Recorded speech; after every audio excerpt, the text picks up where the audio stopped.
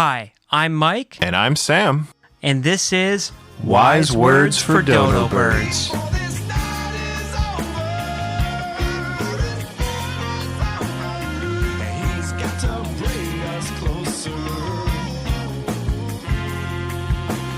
So for Dodo Birds episode 2, we spent the beginning talking about the weird connections between human beings and animals.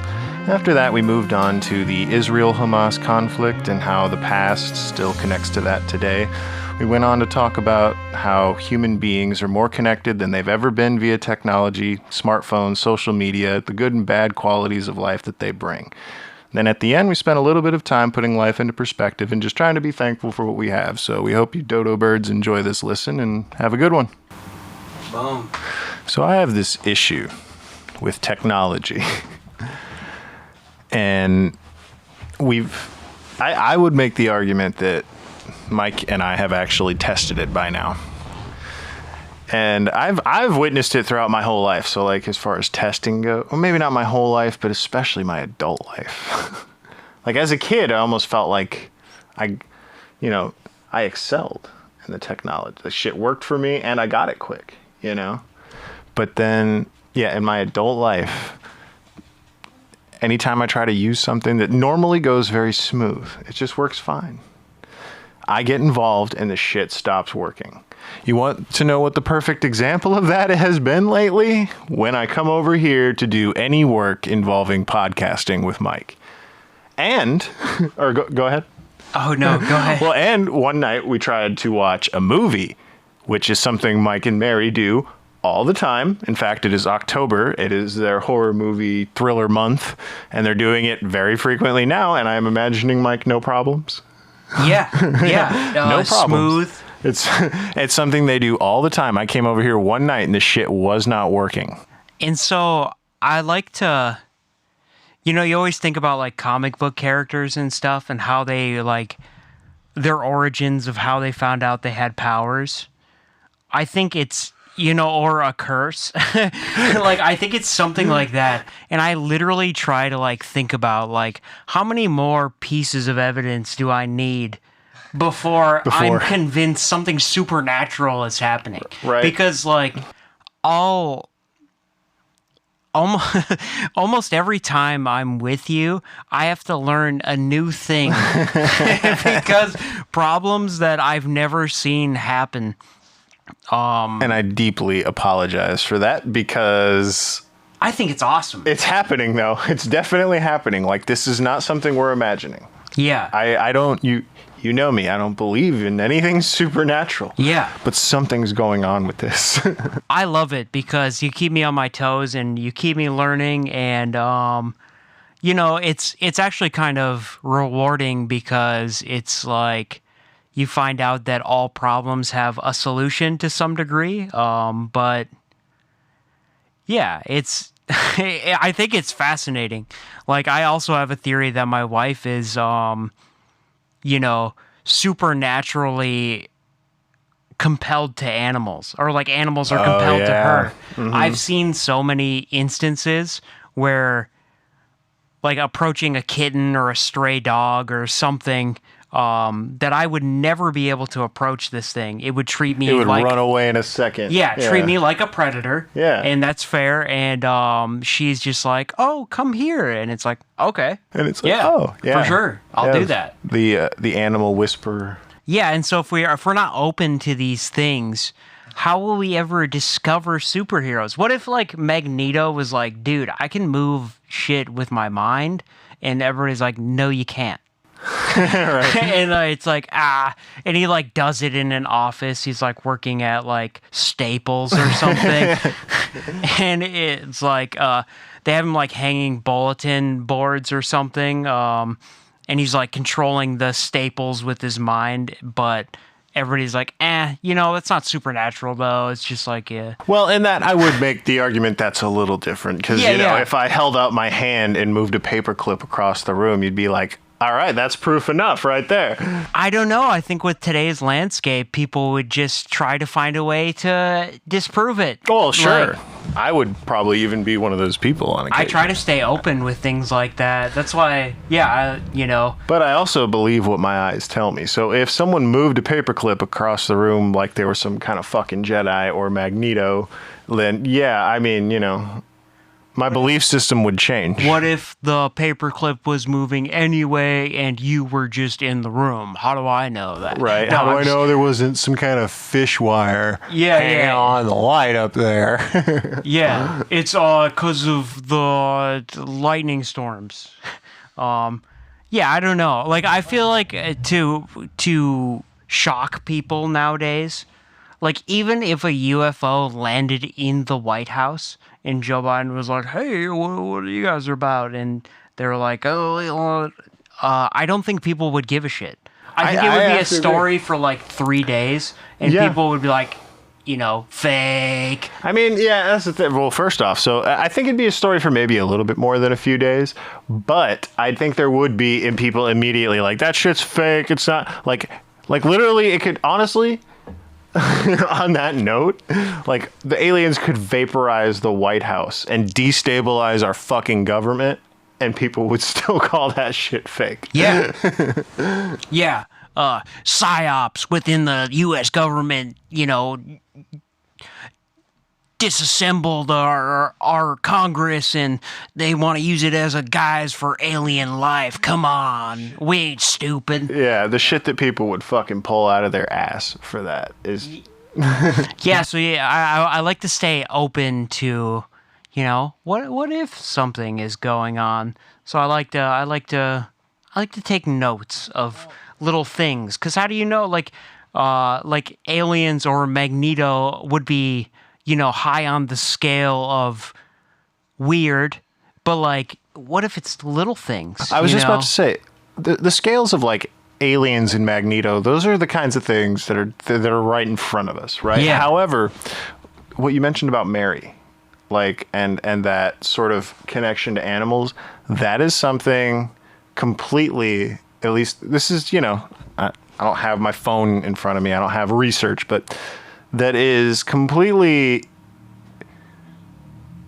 unknown to people. And like, I believe that like when people have a connection to animals like that, like there is something there that is just not in everybody. And sure. Like, especially like when you see, because I mean, I've witnessed it in because you can always take a video of somebody who's like, oh, I'm surrounded by all these animals and they love me. It's like, you could have staged a video like that, but I have seen it in person now with cats that have never met a person, or dogs that have, and then just, and their behavior changes. And these people will even say like, yeah, I have a way with animals. And like, the cat, like Mary, Again, I haven't witnessed it with Mary, but you have, it's one of those things. It's like a feral fucking cat that probably attacked somebody the day before, just walks right up to her. Mary and I went for a hike once, and we saw something, let's say, half a football field away. And we're like, oh my God, is that like a cat? And I stay behind because I don't want to spook the thing, because of, and we're like zooming in with our phones and like, is it hurt? And like, so I decide to stay behind, and I'm sitting there anxiously like, oh, I hope everything's okay. I see her just ascending further away. And then she picks it up immediately and starts walking towards me with a cat she's never met that had... It had 3 legs. Everything was fine, but like it was a 3-legged cat. Like, and just lived its life that way. Yeah, clearly not and it's like new. I was just like, what the fuck? Like, like how much more evidence do I need? One time we were driving, and okay, so I'm 31. I've experienced a lot of life. Fair bit at this point. Especially in this area. And I've never seen these communities of like feral cats or anything. And Mary and I were driving last winter, and I would have missed it, but she's like, oh my God, there's a cat in the snow. And it was a completely white cat. Entirely so yellow in the camouflaged. snow, probably. So we stop and we're like, we carry cat treats and stuff in our car. And we stop and we're going to like give it a treat. And then we realize like, oh, there's 2. Wait, 3? 4? Holy shit, you found a whole family of cats? 5 white cats, completely camouflaged with the snow. Were any of them kittens?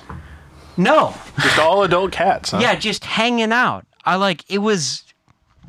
It's one of those things that, like, Mary has footage of it. Otherwise, no one would believe us. Right. Like, just like these huge, fluffy, majestic animals. I'm pretty sure she conjured them. She doesn't know it. Well, to our But we've never listeners, seen these cats ever again. We've looked for them. Sure, yeah, they live out in the wild, man. They're probably It nomadic. was in the middle of town, and we've looked for them, and like they probably moved on. yeah, she conjured them from heaven. I swear. Shit, No. they moved on in the sense that Mary will summon them again when necessary. Yeah. When she so desires.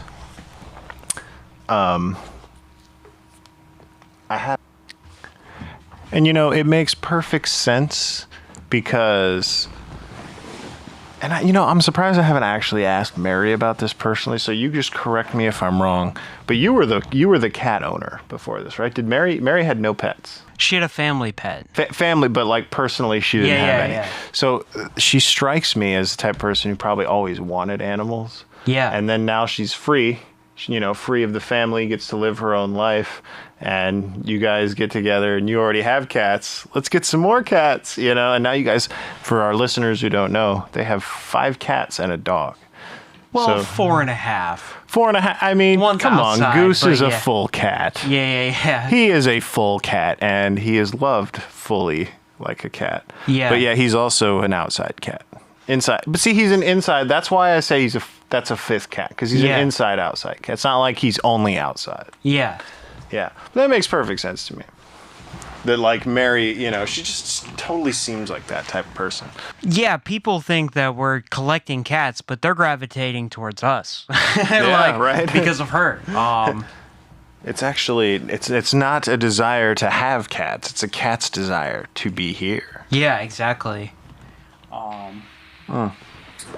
So, I actually have another thing I wanted to tell you about. Moving on a little bit from cats. I know we're supposed to be fluid, but... Oh, it's fine.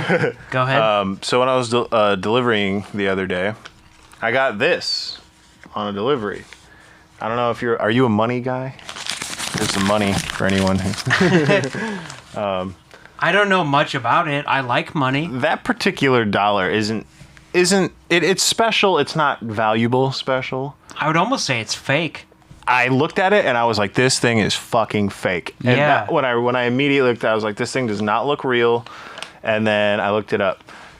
All you have to do is look at the date. It's a 1935 Series D blue stamp, silver, $1 in silver payable to the bearer on demand. This is basically just an old fucking dollar, and they're really cool because, there were so many of them printed and they're a little different, as you can see. And in this condition, one that's like in circulation like this, face value, only worth $1. However, you get one of these in pristine condition, they're worth like $25-$30. Huh. I always thought it was weird that, like, sometimes old coins or whatever, Yeah. money that's worth a certain amount, but if it's old, it's just Yeah, worth more. If you can find a penny, I don't know the exact parameters, but if you can find a penny that was made during World War II, I The believe. wheat pennies, or is that what you're talking about? The 47s? No, during World War II. Okay. So, because there was a time, because I don't want to go into all the details because I'm not 100% sure of them, but I know that they're worth like $1.50. Yes. They're worth 150 times their usual So there was value. a time where they ran out of like zinc or whatever, and they made them with copper, and they Yeah. made them with like silver. If I'm not mistaken, they had to there was a brief period, and I believe they're the wheat pennies. I believe that's what you're thinking of, because I have a boss that shakes the till. He'll pick up all the pennies and shake them in his hand because he's like, the wheat penny sounds different. And he's gotten 4 or 5 of them. Like, I thought that was the dumbest thing. Like, I was like, what, that's crazy. And then I think he's gotten quite a few of them, and they're like very, very valuable. I wouldn't I wouldn't feel comfortable speaking on the exact value. Anytime you try to look up coins, it's, some dude asking $30 on eBay all the way up to 10,000. You know what I mean? Well, and that's the thing. So, like, I had a buddy who found one. I think it was made in like 1939 or 1940. I think he said it was a 30. So it might have been a little bit before World War II. But he took it to a coin place where you could like trade it. I mean, it might have even been like a U.S. currency, Federal Reserve kind of place. I'm not sure exactly where he went, but he took it in, and part of me was like, it's not going to be worth anything. And then he comes back and he's like, oh, dude, it was worth a lot more than its original value. I'm like, well, it's a penny. So like, he's like, I was like, it's worth hundreds of dollars. He's like, no, it was only $1.50, but still, that's 150. That's 150 times its original value. Yeah, that's significant. And so like, $1.50, and like, that's the thing when you said just now that it was made of silver. I was like, oh, that could have been. Yeah, because not a lot, but like some, Yeah. So, there's been some stuff happening this week. I knew that you had like a few things you wanted to talk about regarding some of the events. Oh, sure. Lay it on me, because I haven't really gone into it too far. I know the very, very basics. But I'll let you educate me a little bit. Well, see, most of what I wanted to talk about in regard, so what we're talking about to our listeners is, because today's date is October 16th, 2023. It's about a little over a week after the most recent attack on Israel. Yeah. And I don't know. So lately what I've been seeing, I saw it on a couple of news things. It was on Real Time. And, it's just like people talking about like there are apparently what I like to think of as confused individuals who think that what happened had something to do with the Israel-Palestine conflict, which it does as far as, but also Hamas is a jihadist terrorist organization. Yeah, and they haven't been getting the limelight that they've deserved, but I knew about them like way before this happened. Like a decade ago. Yeah. Like they've been a problem forever. I mean, and they're just getting their limelight now. You can go down the list, right? You got Al-Qaeda, you got ISIS, you got Hezbollah, and you got Hamas, right? All the same assholes with a different name. Yeah. More or less. They're like gangs. Yeah. They have a different agenda. So, for starters, there hasn't been an Israeli occupation of Gaza since 2005. There's been some stuff going on, but like in 2005 was the last time that like there was a real occupation. Yeah. When it comes to the attack that happened last week, that was on, my understanding, a peace festival, a music festival for peace. Yeah. Is what it was.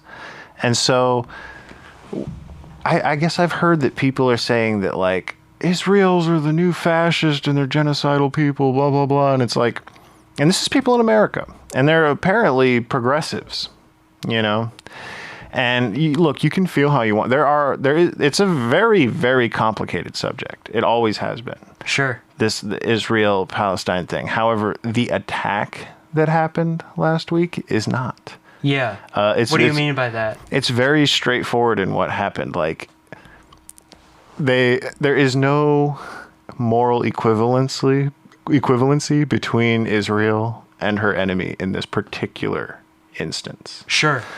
Yeah. With you're saying so opposed to like Palestine and Israel, they're both fighting for the same thing, but like Hamas and Israel, they have very different ideals and goals. So the Palestinians and the Israelis have very major differences that have existed for a long time. Sure. All about the Holy Land, right?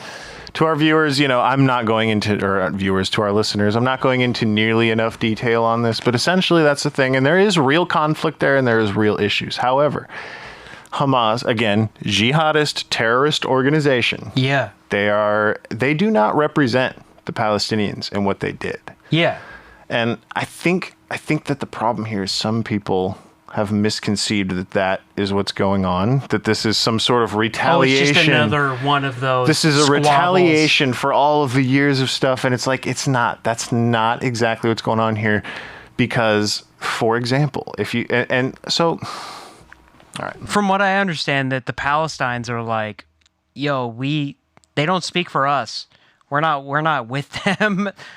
Yeah, I mean, to some degree. And so, like, here's another thought. So regardless of your feelings about either side at this about either religion, there's one thing you have to acknowledge to be true, right?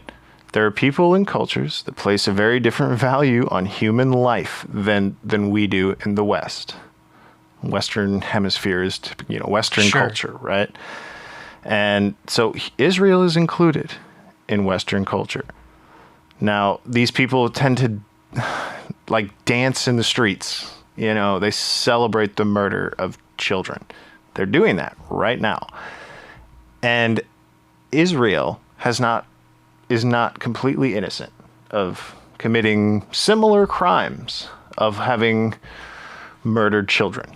It's every government has. It's called collateral damage. That's a fancy word for saying innocents killed in time of war. However, the Palestinian, and I don't want to go on this too long, right? Because there really is a lot we could talk about in regards to this. But the bottom line is Hamas, they launched their attacks, and this is groups Al-Qaeda, ISIS, Hezbollah, Hamas. I'm going to list Boko Haram those particular. Doesn't get the rep that they deserve. There's another one, there's tons of them, and these are people who, like I just said, they rejoice. If you're supposed to kill apostates. That's kind of the shindig here, especially when they occupy the Holy Land, right?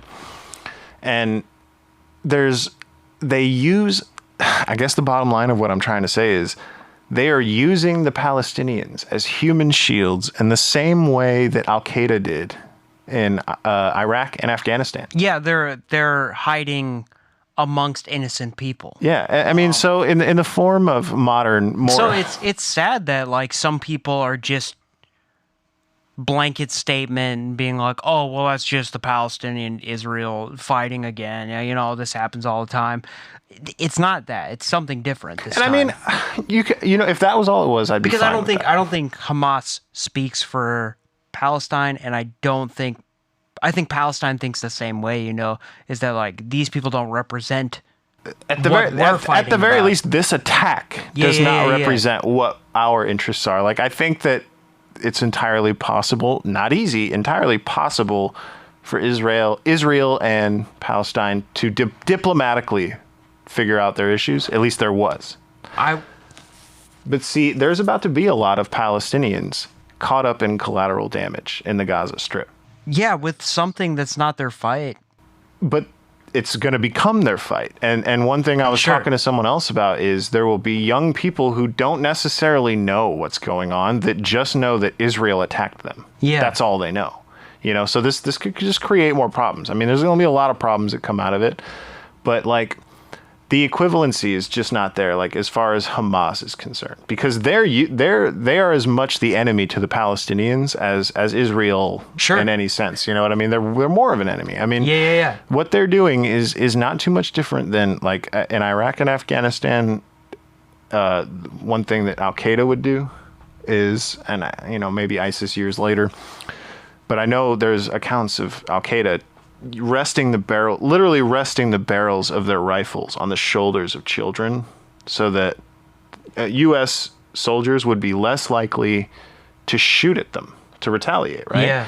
They'd actually also, U.S. soldiers would pass out candy to kids, and then they'd kill all the kids and the troops too. And Hamas is no different than those people. And what they're doing right now, and again, we will move on from this particular subject because we're going to keep it mostly happy, but, it is a current event right now. And one thing the reason that I say there is no moral equivalency here is because intentions matter.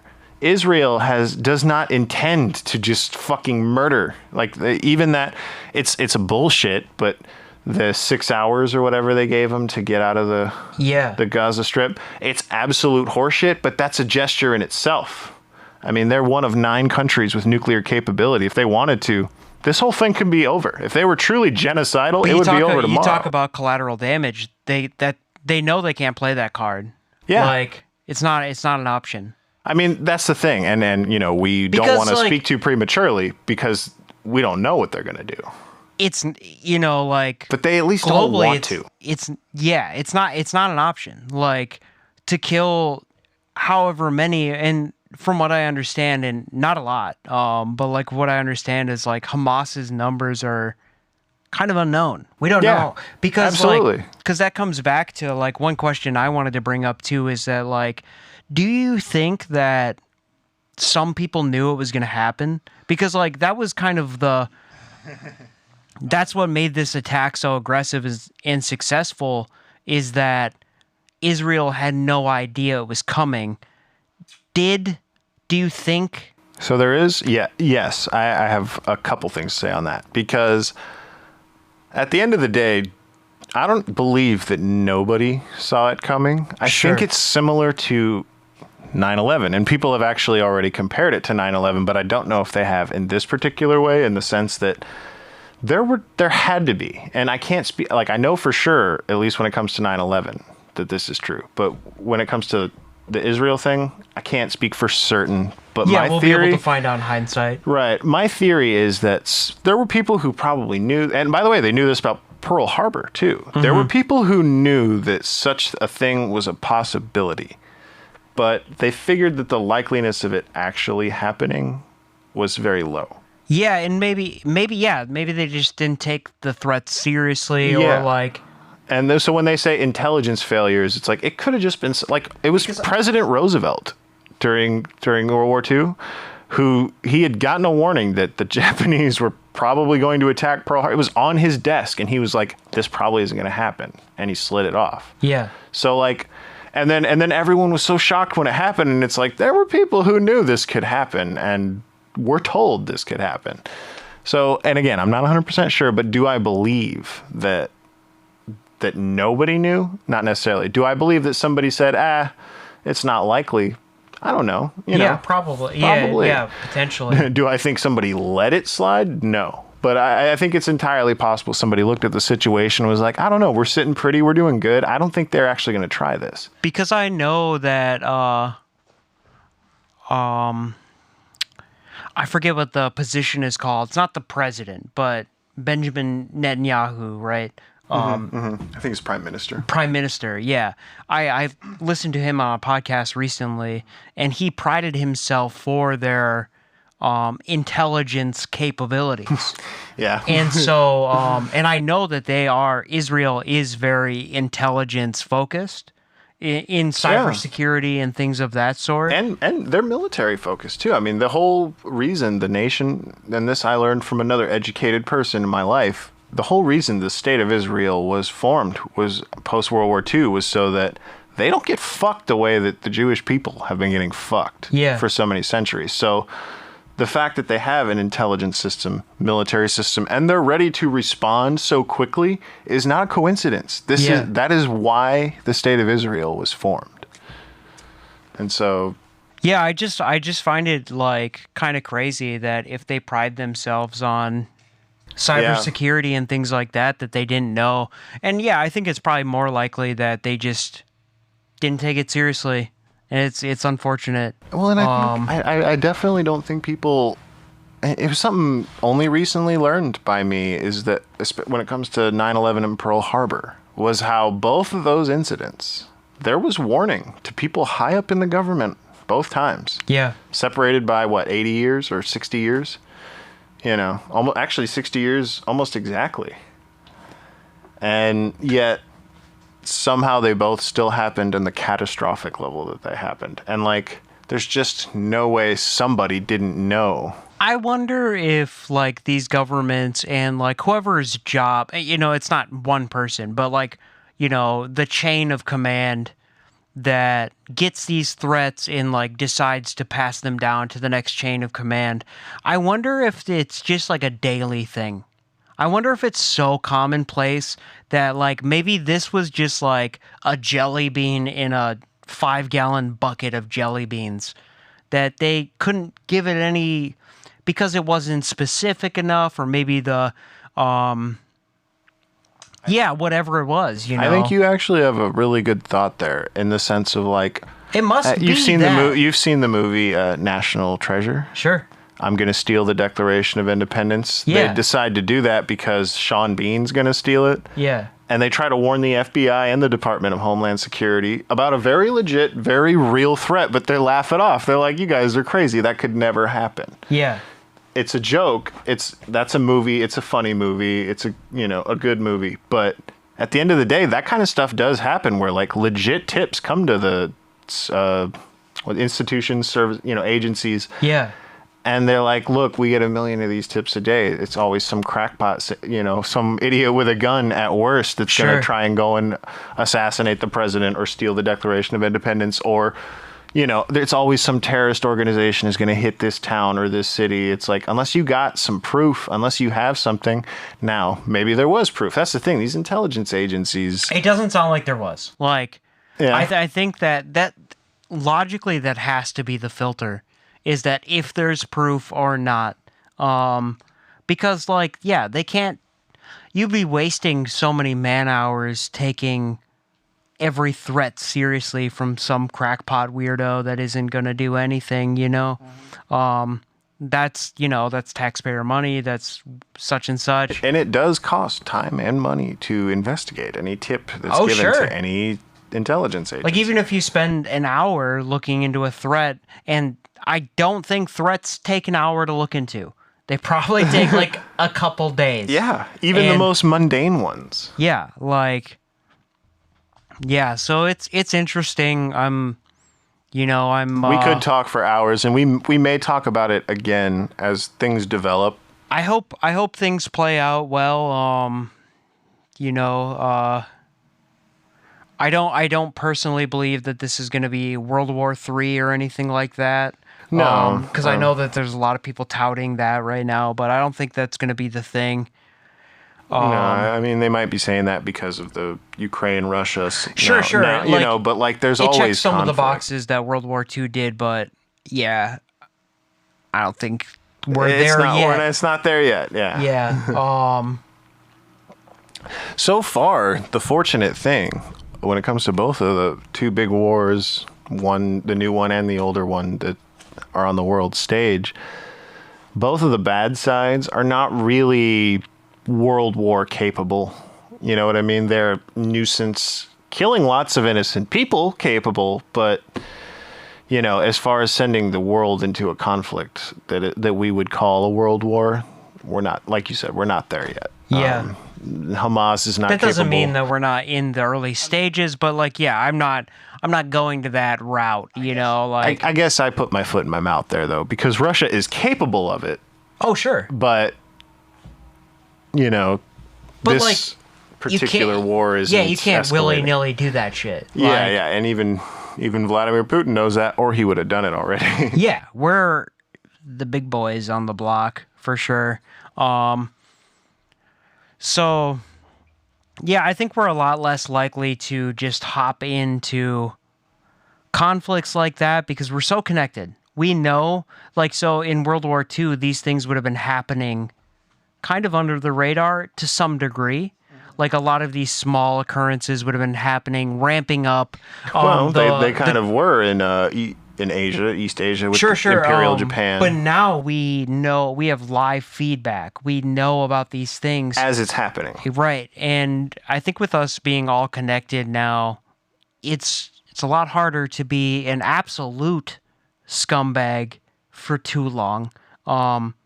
Or not scumbag, but I get what you're saying, though. Yeah, like a villain in broad day, in the sense of what, let's go back to World War II. What Imperial Japan and what Nazi Germany did, it happened over time and news trickled out, but the degree of the atrocities that they were committing didn't come out till later.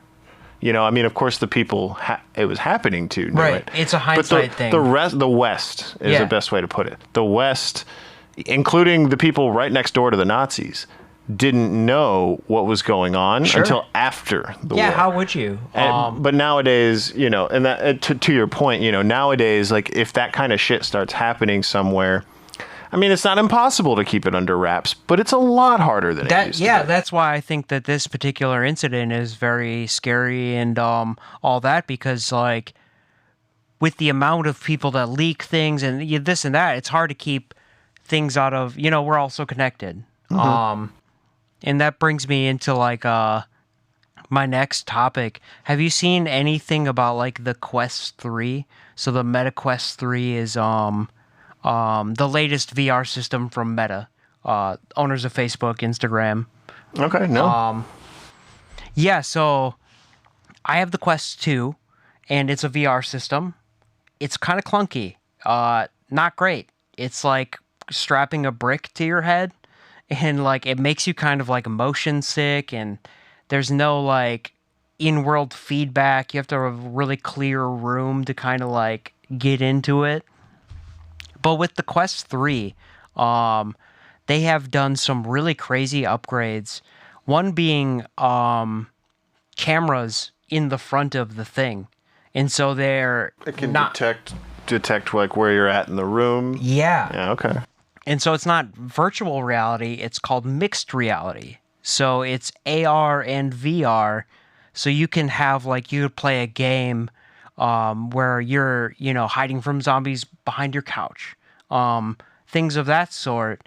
And that also helps with the motion sickness side of it as well, because you're still present, like you're not in a completely fictional world. But like the most interesting part about this new tech upgrade is it's called codec avatars, and these are high definition real-time avatars that look like we're having a podcast conversation right now. I watched Mark Zuckerberg and Lex Friedman have a podcast, and it looked just like we're in the room together. But one was in like San Francisco and the other one was in like Baltimore. Oh, wow. Real. And so it scans your face and you do these different emotional traits and different things, and it propagates them using AI to kind of keep up with like human features, and it's really, really good. If anybody doesn't know what I'm talking about, go look up the Lex Friedman and Mark Zuckerberg podcast, and look at the videos, and they're speaking in the metaverse, and it looks like they're actually having a conversation. And he said that was like one thing that was like, it was crazy because like we've all had Zoom meetings and things like that, or listen to people on podcasts, or we've even had like video chats with our relatives and things like that. But this is a level of immersion that we have not had, and so that connectiveness is something that's just arriving. Like we talked about the connectedness of the whole world now, and it's going to get even more. I think it's going to be more empathetic, because like if I can chat with somebody from Palestine or Israel or something like that, I would get their perspective a lot more. Yeah. And if I could see them in real life, yeah, it's really crazy. And I think that sort of technology. So I've said with my Quest 2 that we were in like kind of the N64, or like, Yeah. Yeah, that and I phase think with of the Quest 3, we're fine. And with the Apple AR glasses, the mixed reality glasses, I think we're finally in like the PlayStation or the Xbox One Yeah.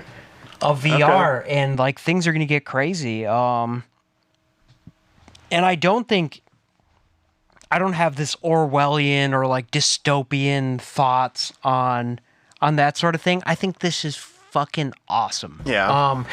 Because there's a tech demo of somebody using the Quest 3 with the glasses. You sit at a table, dining room table, desk, whatever, and you can load up like piano lessons. and you could play piano on your dining room table, and there's zero latency, and you can learn to play piano by using physical space and digital space and with sound. Like, it's immersive Wow. in real life, and like, So just to be clear, make sure I'm picturing it right. You can have no keyboard, no piano, but Correct. have what you need for because the there's VR a digital experience. keyboard. It's sitting there, and as long as your fingers go to the right spot, it'll play the right note. You're playing it just like you would use your eyes on a real keyboard. That's something else. Yeah. And this is the Quest 3 just came out last week. Okay, so This is hot. not this is not hot even a topic. thing that this is like, oh, speculation. This stuff happens. exists right now. Like Okay. It's crazy because like, yeah, and so they're starting to use this technology for surgery and training. I was just thinking about that. Like well, maybe not surgery, but just the degrees that you could use this thing. You could apply it in as a other learning ways. tool. Yeah, because there's many people out there that are hands-on learners. You've heard that phrase. Yeah. And I'm one of them. this is a way that you could, you could have technical college experience at your home. I Yeah. could learn to be a diesel mechanic in my living room. I mean, I don't think those games or programs exist yet, but like the capability of this emerging technology is very, very exciting. And it is just a matter of time. And yeah, and so a lot of people focus on like the weird fringe versions or like categories of this particular topic. It's like, oh well, people are just gonna have sex with it, or all the weird stuff. There'll be a little bit of that going on. Sure, but there's always you have to have that amount of weird to push the technology. Exactly. It's always exactly. It's like the good outweighs the weird. It's always in culture, and like who cares? Like, who cares? Yeah. Like, I'm always one of those people. I view this way with the cell phone as much, or very much as well, that like people are like, oh, TikTok's rotting the brains. It's like, I have access to all the information in humankind. Yeah. And I'm like, we get to be the smartest generation of humans ever. And like, who cares if fucking Stephanie can't get off TikTok? Like, the benefit of of technology vastly outweighs the downside. And I know that like there are downsides to it, but it's like, yeah, we'll get over it. Like, Sure. I mean, you know me. I slightly disagree with some Sure. of what you just said, because here's the thing. Like, I agree and disagree, because to reinforce a lot of what you said, the way we're connected, everybody has, like the smartest people 150 years ago didn't have access to the information that you and I have access Yeah. to now. So there are so many good things that come from it. However, as well as I can now relate to somebody in Kuwait and Uganda. yeah, exactly. Yes, we can. Yeah, we can connect And with that them. would be an experience I would never be able to fathom. Not, But I could talk to not somebody 50 from years there, ago, much less 100. not even 30, Well, like 30 they had the internet. Sure. So you could have. But, like, not now- the same way you can But now everybody has a phone, and Right. like, right. The person think- you would have been talking to would have been I among think the elite, technology probably. and connectedness like increases human empathy. I agree with that stuff. Yes, but like, one thing, and I think I don't know how many really particularly young people you hang around these days, because this is definitely, and I don't really hang out. I work in a place where there's quite a few young people. Yeah. Yeah, and that's where I see them too. And see, it doesn't negate all these positive things we've said, but there is a disconnectedness when it comes to face-to-faceness. Sure. That I blame the phone for. I blame the fact that. And that's why I wanted to bring up this topic, is Right. because like this is now best of both worlds. And like I'm not a Mark Zuckerberg fanboy or anything. No, I don't But think like there are any. he was I believed him to be sincere when he said, I want to fix that problem of these people checking out, doom scrolling, Yeah. getting antisocial in these weird ways, and like developing cognitive problems. And like he's saying, by having like this face-to-face aspect, you could still have everything that social media had, where you get to meet people, talk as much as you want and things, but you could still have that kind of, it's the closest thing to a hybridization of real life and social media. Sure. And you know, he said that it's still really important that we still like to go for walks and things like that. And I think he really is. I mean, yeah, I mean, I'm not going to be a fanboy or anything like that, but he seems sincere about trying to fix this lapse that humankind is going through, or this little transitional period. Yeah, and I will say to that point that, including Mark Zuckerberg and most of the people who made social media back in 2008, 2009, 2010, when this stuff was really blowing up, I don't think it was ever intended to be what it has become. Sure. At the time when when the first social medias were made, the internet was still something you needed to access on a computer, and there was like some phones that could do it, but it wasn't like this thing that people do 24/7. Yeah. It turned into that, and I think ever since then, people have been kind of struggling, all of them have been struggling to be like, how do we handle this being a public platform now? Like, people have it in their pocket.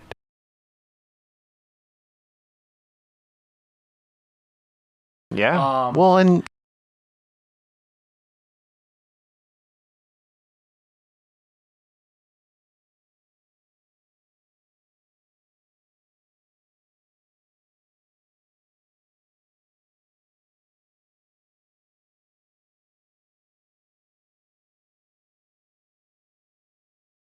well, and when I talk to like smarter people about this kind of thing, and older people, Sure.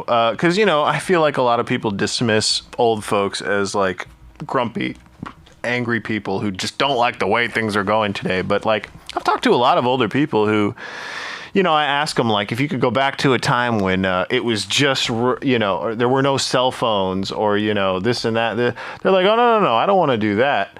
They're like, it's like, it's not about cell phones. It's not about people connecting. It's about the, like you said, doom scrolling. It's about, mindlessness. Yeah, it's about like, it's like I'm trying to have a conversation with somebody, and I don't even.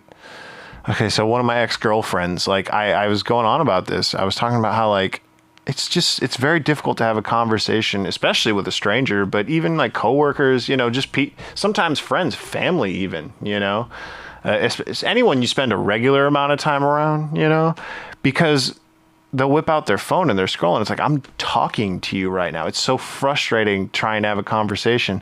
And one of my ex-girlfriends was like, that's because that's such a Jordan Peterson thing to say. Don't be a Jordan Peterson. Shut up. And dude, immediately I was just like, at the time, I barely even knew who that was, by the way. I was just like, I don't know what that means, but I stand by what I just said, you know? Like, it's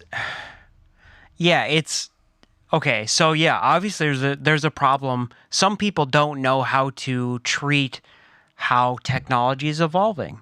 There are bad things and good things of all aspects of life, and if you just fucking look at porn and play Candy Crush all day, you're rotting your brain. Yeah. But you should be at least smart enough to know this is bad for me. Like, why is it okay for somebody to rot their brain on Instagram all day with envious thoughts and jealousy and all these things that are bad for our psychological being, but like we shame people who do heroin?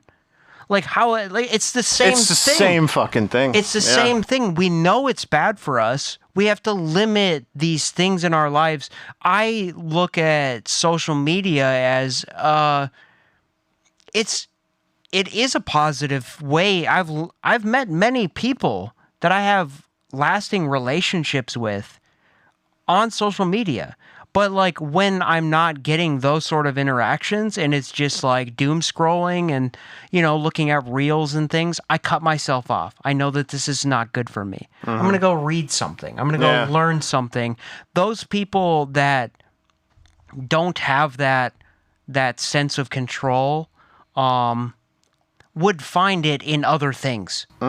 Like these people that just spend their days wasting away on social media, they would do it with other things equally or even more stupid. Sure.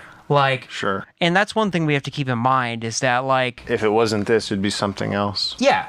I'm sure somebody said the same thing with the printing press. It's like, what am I supposed to do? Look, just read the newspaper all day? Oh my God. Right. Well, maybe not with the newspaper, but with TV. Yeah, TV. TV is a good example. Yeah. Of people be like, so what? You're just going to sit there and let your kid watch TV all day? But how much do kids learn from TV? We've learned a lot from exactly. TV. TV raised our generation. And generations before us. My buddy who is pushing 50 now. You name a movie, good or bad, he's seen it. Yeah. And so it's just one of those things that it's like, don't get stressed out about. We're going to figure it out. Sure. Dummies exist in every generation. But I think human consciousness as a whole, we're starting to get the picture. Sure. I think we're starting to get connected. We're starting to realize it's like, I don't want to hurt that person. He's a person. Yeah. He's got a family.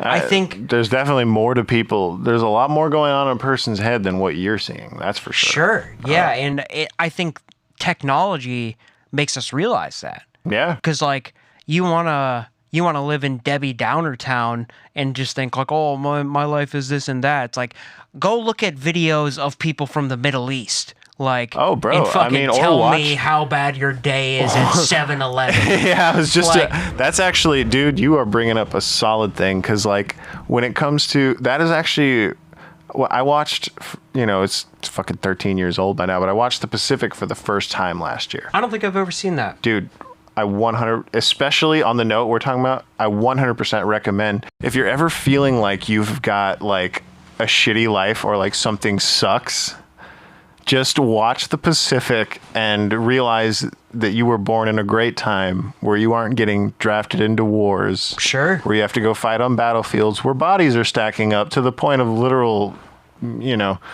decomposition and making you puke, and you trip and fall, and next thing you know, you're in a puddle with a dead, decomposed skeleton in it. When you talk about take a look at something and realize just how lucky you've got it. When I watched The Pacific, I was like, my problems aren't bad. Same with Band of Brothers for that matter. They fight in the Battle of the Bulge in Band of Brothers, sure. Which the average temperature was 20 degrees or lower. You know what I mean? And so I watched that for the first time 4 or 5 years ago. And when I watched it, I was watching a guy running around, it was the guy's name was First Sergeant Carwood Lipton from Easy Company, the 101st Airborne. And he was running around screaming get in your foxhole, stay down, as they're getting shelled and shit. And it's like that's bad enough on its own, but it's also below 20 degrees. Yeah. And so I'm delivering pizzas 5 years ago when I first saw this. I had literally just watched that episode, then I went to work. Yeah. And it was February, cold as shit, and I was just like, at least I get to jump into a warm car at the end of this cold run. Yeah, seriously. And you are pretty sure you're gonna leave with your life. I'm 100% sure. Yeah. Yeah. And that, all that aside, it's just the thing I'm bitching about in my mind is the cold. And it's the cold was the least of their problems. Sure. And again, that's extreme. That might be well, yeah, but is that the standard we're going to have? It's no, but it puts it into perspective. Yeah, I think the grand message here is just be thankful. We live in the coolest fucking most novelty unique time in human history. Yeah. You could have been scraping chalk paintings against a cave or accessing the world and accessing all of the archives of human knowledge with a touch of a button. Yeah, it's nuts. Be thankful for the life you have, folks. Like, it's crazy. Yeah.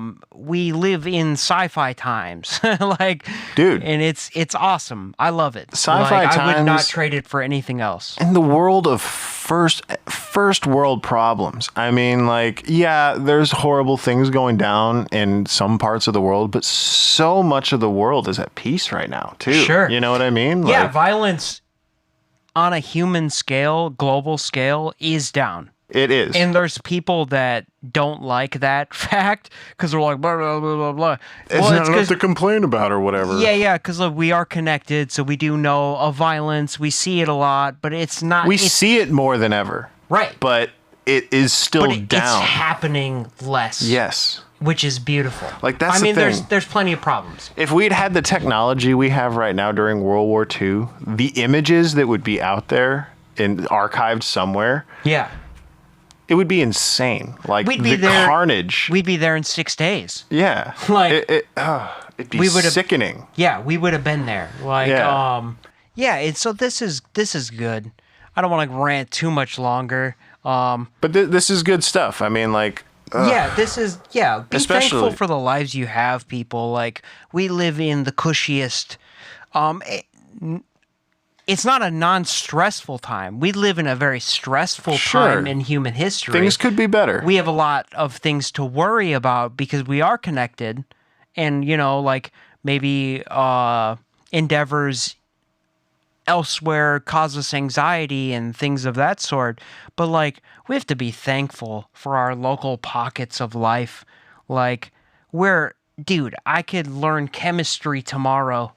I could learn anything. If I want to be I said diesel mechanic, but if I wanted to do anything, I can. And that's beautiful. Like, it's beautiful. Mm-hmm. Like, and, like, we're in America here, but, and America is not a perfect nation, but it is one of many. I'm not going to say it's the only, because that would be a very ignorant thing to say, and a lot of people do. But it's one of many nations in the world where we can wake up in the morning and be like, today, I'm going to go to the college down the road, and I'm going to try to be a lawyer. Yeah. I'm going to try to be this. I'm going to try to be that. And, like... The fact that you have an agency. The fact that you have a choice on what you want to do. I was about to say, the fact that we have an entirely volunteer military, which a lot of fucking countries do not. Like, especially because, there's plenty of folks of color and women out there who are like, look, dude, you can preach all day. I know what real problems are. But to the white guys out there who who have things good, but could have it worse by being drafted into the wars.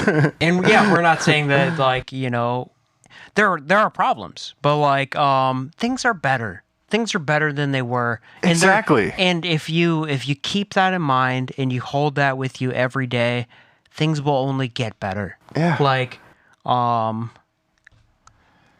yeah, I think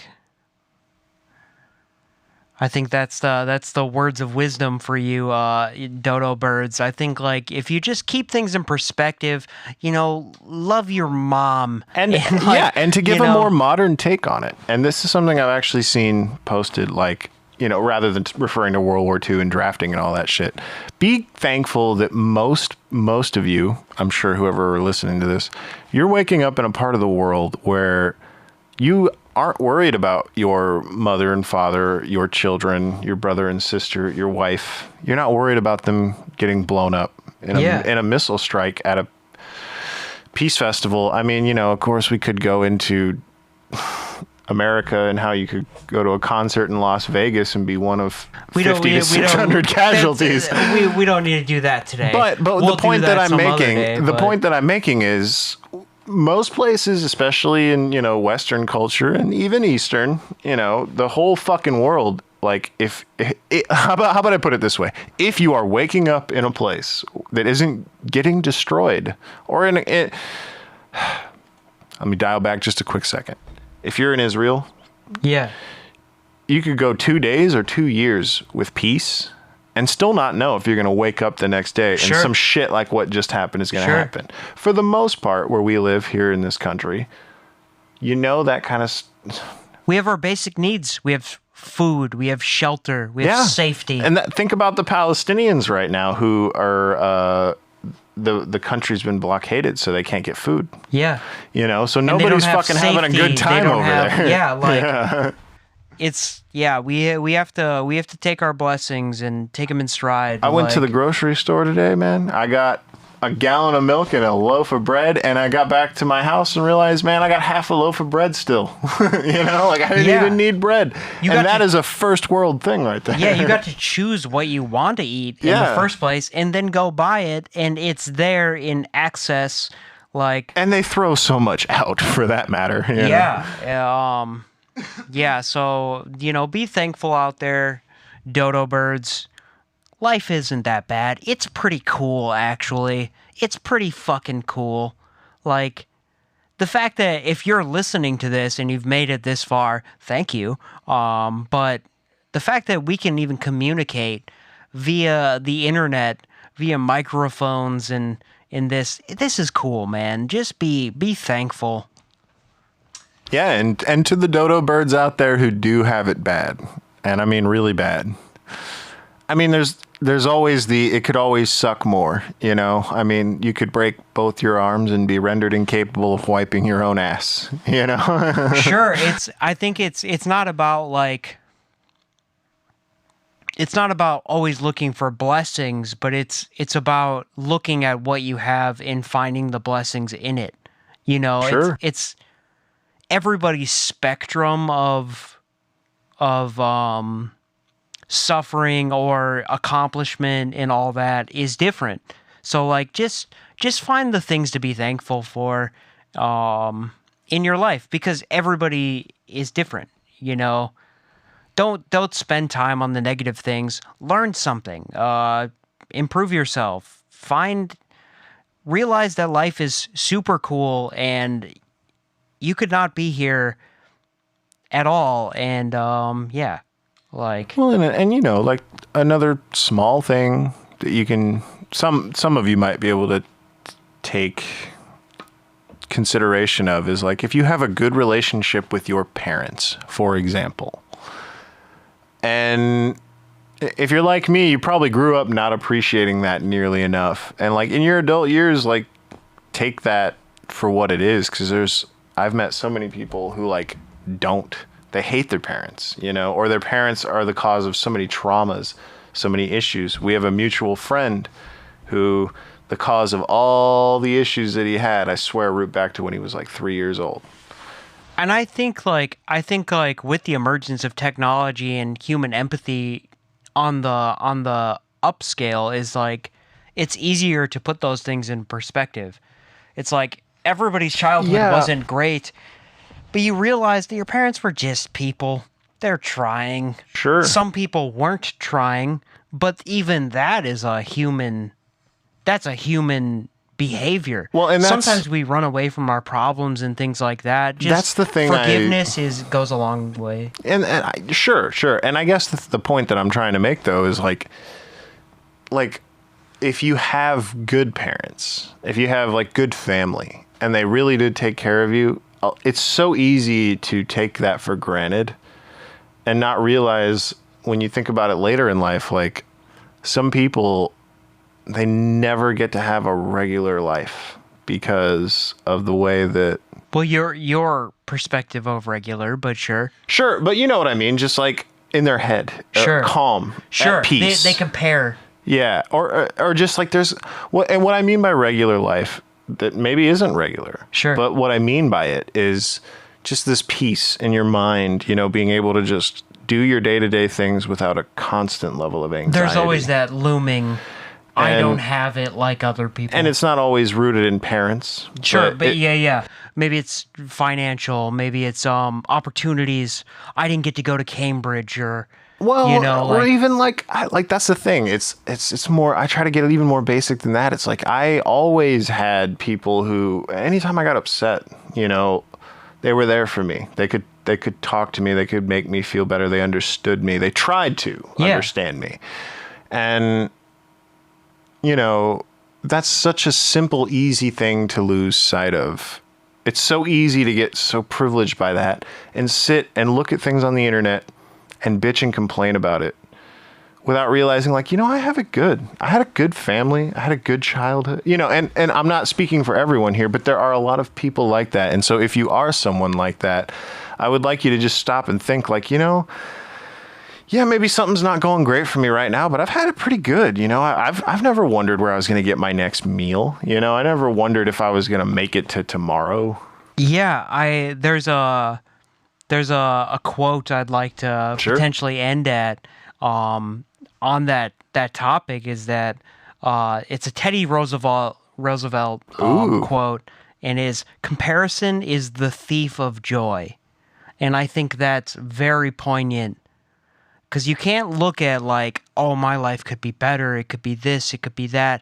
There's somebody suffering that looks at your life as, like, the model for a happy life. They'd give anything to have it. Yeah, and so, yeah, I think that's a good... I have to agree, and I do. I think that's a good place to end it on. And I guess the one thing I'll add to that is, especially in the modern day, the best time to think about that is when you're on your social media and you're looking at your friends who, by the way, are not having as amazing of a life as their social media makes it seem. Sure. And even if they are, comparison is the thief of joy. Comparison is the thief of joy. And I think that's great, because if you're sitting here, like, maybe in that particular aspect, it never stops. Now, you could keep comparing until you're never happy with anything. And then there's the right way to do it, though, and that is, compared to where I was a year ago, where am I now? Now, again, that could go backwards, that could go sideways, and you could be like, self-comparison is great. Yeah, and you could be like, oh, well, I'm way worse off now. But I think more often than not, people take positive from it, where they're like, yeah, a year ago, or in my case, 3 years ago, I was almost as miserable as you could possibly be. And then, today I wake up most days in a pretty good mood. Sure. So good health, yeah. Yeah, I'm in way better health than I was 3 years ago. I quit smoking, you know what I mean? Yeah, it's little things every day. Like, just be thankful. And this is not like some guru speak. I have to tell myself these things on a daily basis. I have to be thankful for. We live in such a sick time, man. But yeah, we're not going to keep going on. We're gonna sign off here. Thank you for listening to us rant and listening to our stream of consciousness. Hopefully you were able to put some things in perspective in your own lives and get a little bit of wise words from us to you, dodo birds. Thank you so much for listening. Do you want to sign off, Sam? No, thank you guys for listening, and we'll see you next week. We're trying to do this on a regular basis, and we'll keep having conversations. We'll just talk and talk and talk until it comes more naturally. Awesome. Thank you guys. See you next time, see you next week on Wise Words for Dodo Birds. Or listen to you next week. No, you'll listen to us, and we'll just keep talking shit. Okay, bye. He's got to bring us closer.